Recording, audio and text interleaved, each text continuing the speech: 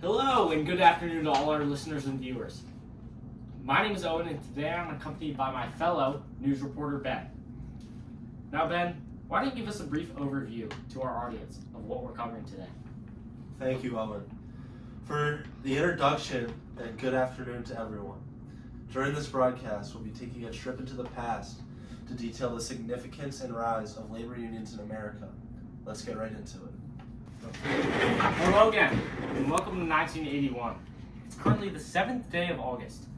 I've just been informed of breaking news. A 5-day strike organized by PATCO, or the Professional Air Traffic Controllers Organization, a labor union that represents air traffic controllers, has seemingly reached its finale. Over the last few days, they've held a walkout strike, demanding better working conditions, higher wages, and a reduced work week, in which over 13,000 members have participated. This strike seems to have come to a conclusion in just under a week, as President Ronald Reagan gave members of the strike an ultimatum: return to work or be laid off. The majority of strikers ultimately chose against Ronald Reagan's wishes and were laid off immediately and banned from future federal employment. This failed strike organized by PATCO Labor Union is being seen by many as a major setback for labor unions and workers' rights altogether. This has left many Americans worrying for the future of unions. Many think of this setback to labor unions and discredits the pivotal role they've played in ensuring that workers are treated fairly. Let's take an even further look back at how labor unions became to be.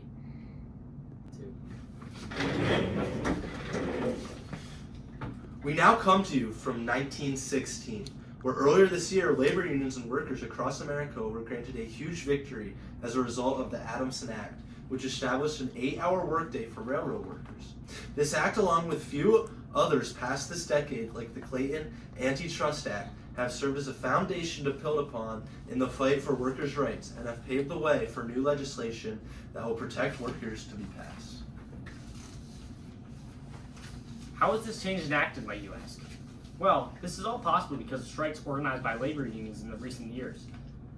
These are not the only things shedding light on poor working conditions. Upton Sinclair's book, The Jungle, published almost a decade ago in 1916, has become a staple of this movement, detailing the harsh realities of the railroad industry.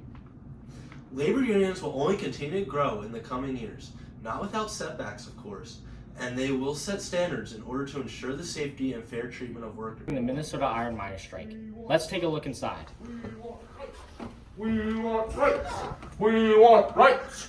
We want rights. Hello, sir. We want rights. We want rights. Hello, sir. Excuse Hello. me. Would you be willing to provide a brief description of what you're doing here at this iron miner strike? Well, I'm trying to get us all rallied up. Where we got a union. We're trying to unionize here. You know, we deserve 25 cents an hour. Right now, we're getting paid 10 cents an hour. Can you believe that? Keep telling us what you're trying to accomplish here and what your goals are. So, like I said earlier, we're getting 10 cents an hour right now. We want to be getting 20 cents an hour. Maybe 25 is what we really want to strive for. We want better working conditions. And I had a friend named Jamal. He went down to the mine, and can you believe this? There was an explosion. It's a terrible story, but there was an explosion, and the mine collapsed. And last thing I ever heard was him whisper to me, "Get us better mining conditions. Unionize." So I said, all right, I'm going to take that. And that's when I knew we needed to unionize. You know, we want 10-hour work days. We want 25 cents per hour. And we want better conditions. That's all we ask for. That's just terrible to hear. I'm so sorry for your loss. I appreciate what you've been doing. And, you know, me and my studio support extremely exactly what you've been fighting for. Get the word out there. We're unionizing. We need rights. Rights for miners. However you want to put it. Get the word out there. Let's get her done. Amen. 2, 1. The year's 2024 once again, and we sincerely hope that this journey through time has helped our audience understand the importance of labor unions. Without them, you could be working a 14-hour workday under terrible and dangerous conditions. I know I'm sure glad these early pioneers paved the way for ensuring the safety of all workers. Hopefully everyone can now see the significance labor unions hold for Americans. This is Ben and Owen. Thank you for tuning in.